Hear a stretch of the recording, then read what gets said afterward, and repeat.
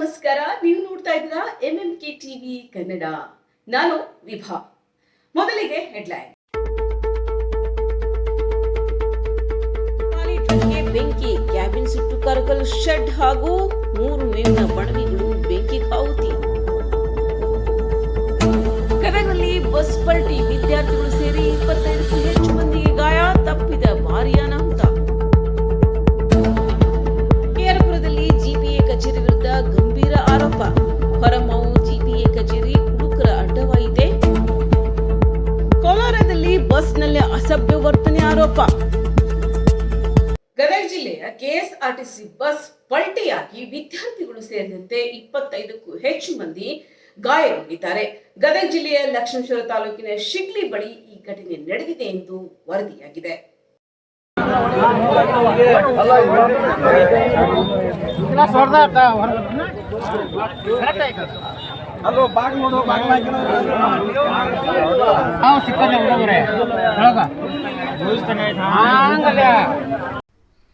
ಗದಗ ಜಿಲ್ಲೆಯಲ್ಲಿ KSRTC bus ಪಲ್ಟಿಯಾಗಿ ವಿದ್ಯಾರ್ಥಿಗಳು ಸೇರಿದಂತೆ 25ಕ್ಕೂ ಹೆಚ್ಚು ಮಂದಿ ಗಾಯಗೊಂಡಿದ್ದಾರೆ. ಗದಗ ಜಿಲ್ಲೆಯ ಲಕ್ಷ್ಮೇಶ್ವರ ತಾಲೂಕಿನ ಶಿಗ್ಲಿ ಬಳಿ ಈ ಘಟನೆ ನಡೆದಿದೆ. ಹೊಸರಟ್ಟಿಯಿಂದ ಲಕ್ಷ್ಮೇಶ್ವರದ ಕಡೆಗೆ ತೆರಳುತ್ತಿದ್ದ ಕೆಎಸ್ಆರ್ಟಿಸಿ ಬಸ್ನಲ್ಲಿ ಸುಮಾರು 130ಕ್ಕೂ ಹೆಚ್ಚು ಮಂದಿ ಪ್ರಯಾಣಿಸುತ್ತಿದ್ದರು ಎನ್ನಲಾಗಿದೆ. ಬೈಕಿಗೆ ಸೈಡ್ ಕೊಡಲು ಹೋಗುವಾಗ ವೇಳೆ ಚಾಲಕನ ನಿಯಂತ್ರಣ ತಪ್ಪಿ ಬಸ್ ಪಲ್ಟಿಯಾಗಿದೆ. ಅದೃಷ್ಟವಶಾತ್ ಬಸ್ನ ವೇಗ ಕಡಿಮೆ ಇದ್ದಿದ್ದರಿಂದ ಭಾರೀ ಅನಾಹುತ ಸಂಭವಿಸಿಲ್ಲ.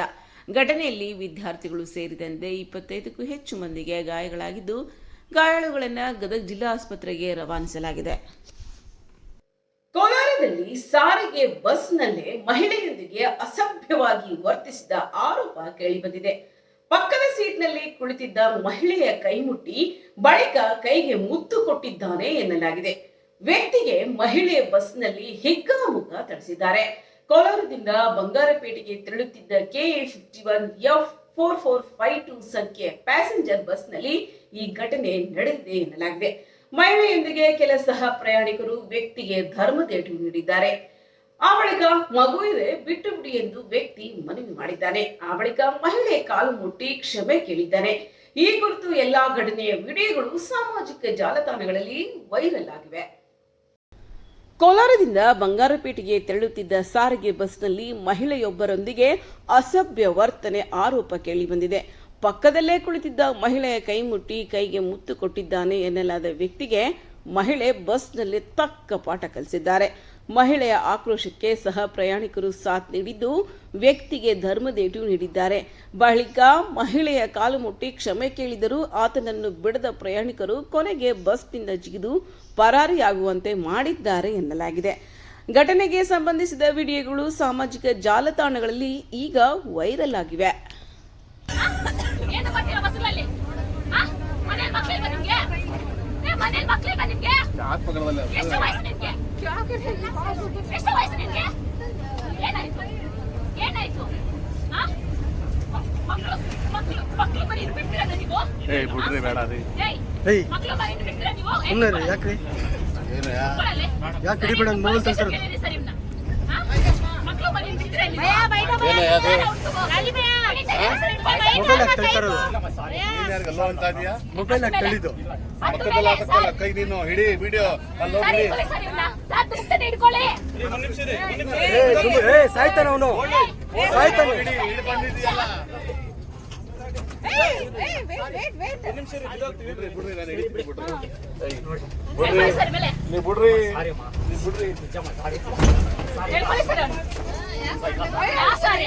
ಕೊಟ್ಟೂರು ತಾಲೂಕಿನ ಹರಾಳು ಗ್ರಾಮದಲ್ಲಿ ಖಾಲಿ ಟ್ರಕ್ಕಿಗೆ ಬೆಂಕಿ ಹೊತ್ತಿಕೊಂಡು ಕ್ಯಾಬಿನ್ ಸಂಪೂರ್ಣವಾಗಿ ಸುಟ್ಟು ಕರಕಲಾದ ಘಟನೆ ನಡೆದಿದೆ. ಆಗಸ್ಟ್ 13ರಂದು ರಾತ್ರಿ ಸುಮಾರು 10 ಗಂಟೆ ವೇಳೆಗೆ ಸ್ಥಳೀಯ ವಾಹನ ಮಾಲೀಕ ಕೇಂದ್ರ ಹಾಗೂ ರಾಜ್ಯ ಸರ್ಕಾರಗಳ ವಿರುದ್ಧ ಘೋಷಣೆಗಳನ್ನು ಕೂಗಿ ಆಕ್ರೋಶ ವ್ಯಕ್ತಪಡಿಸಿದ ಕಾರ್ಯಕರ್ತರು ಬಳಿಕ ಕೆಆರ್ಪುರದ ಜಿಪಿಎ ಕಚೇರಿ ಎದುರು ಪ್ರತಿಭಟನಾ ರ್ಯಾಲಿ ನಡೆಸಲು ಕೊಟ್ಟೂರು ತಾಲೂಕಿನ ಹರಾಳು ಗ್ರಾಮದಲ್ಲಿ ರಾತ್ರಿ ವೇಳೆ ಬೆಂಕಿ ಅವಘಡ ಸಂಭವಿಸಿದೆ. ಆಗಸ್ಟ್ 13ರಂದು ರಾತ್ರಿ ಸುಮಾರು 10 ಗಂಟೆ ವೇಳೆಗೆ ಪ್ರವೀಣ್ ಕ್ಯಾತನಮರಡಿ ಅವರಿಗೆ ಸೇರಿದ ಭಾರತ್ ಬೆಂಚ್ 1214 ಟ್ರಕ್ನಲ್ಲಿ ಏಕಾಏಕಿ ಬೆಂಕಿ ಕಾಣಿಸಿಕೊಂಡಿದೆ. ಶಾರ್ಟ್ ಸರ್ಕ್ಯೂಟ್ನಿಂದ ಬೆಂಕಿ ಹೊತ್ತಿಕೊಂಡಿರುವ ಶಂಕೆ ವ್ಯಕ್ತವಾಗಿದ್ದು, ಕೆಲವೇ ಕ್ಷಣಗಳಲ್ಲಿ ಟ್ರಕ್ನ ಕ್ಯಾಬಿನ್ ಸಂಪೂರ್ಣವಾಗಿ ಸುಟ್ಟು ಕರಕಲಾಗಿದೆ. ಇಷ್ಟಕ್ಕೆ ನಿಲ್ಲದ ಬೆಂಕಿ ಪಕ್ಕದಲ್ಲಿದ್ದ ಶೆಡ್ ಹಾಗೂ ಜಾನುವಾರುಗಳಿಗೆ ಸಂಗ್ರಹಿಸಿಟ್ಟಿದ್ದ 3 ಮೇವಿನ ಬಣವಿಗಳಿಗೂ ವ್ಯಾಪಿಸಿದೆ. ತಕ್ಷಣ ಸ್ಥಳಕ್ಕೆ ದೌಡಾಯಿಸಿದ ಗ್ರಾಮಸ್ಥರು ಹಾಗೂ ಅಗ್ನಿಶಾಮಕ ದಳದ ಸಿಬ್ಬಂದಿ ಜಂಟಿಯಾಗಿ ಕಾರ್ಯಾಚರಣೆ ನಡೆಸಿ ಬೆಂಕಿಯನ್ನು ನಂದಿಸಿದ್ದಾರೆ. ಸಮಯಕ್ಕೆ ಸರಿಯಾಗಿ ಬೆಂಕಿ ನಿಯಂತ್ರಣಕ್ಕೆ ಬಂದಿದ್ದರಿಂದ ಹೆಚ್ಚಿನ ಅನಾಹುತ ತಪ್ಪಿದೆ ಎಂದು ಗ್ರಾಮಸ್ಥರು ತಿಳಿಸಿದ್ದಾರೆ. ಕೆಆರ್ಪುರದಲ್ಲಿ ಜಿಬಿಯ ಅಧಿಕಾರಿಗಳ ಕಾರ್ಯವೈಖರಿ ಇದೀಗ ಚರ್ಚೆಗೆ ಗ್ರಾಸವಾಗಿದೆ. ಹೊರಮಾವು ಜಿಬಿಎ ಕಚೇರಿ ಇದೀಗ ಕುಡುಕರ ಅಡ್ಡೆಯಾಗಿ ಬದಲಾಗಿದೆಯಾ ಎಂಬ ಗಂಭೀರ ಆರೋಪ ಕೇಳಿಬಂದಿದೆ. ರಾತ್ರಿ ವೇಳೆ ಕಚೇರಿ ಆವರಣದಲ್ಲಿ 100 ಮದ್ಯದ ಟ್ರೆಟ್ಟಾ ಪ್ಯಾಕ್ಗಳು ಕಂಡು ಬಂದಿವೆ ಎಂಬ ಆರೋಪ ಸ್ಥಳೀಯರಿಂದ ಕೇಳಿಬಂದಿದೆ. ಕೆಆರ್ಪುರದ ಹೊರಮಾವು ಜಿಬಿಎ ಕಚೇರಿ ಇದೀಗ ವಿವಾದದ ಕೇಂದ್ರವಾಗಿದೆ.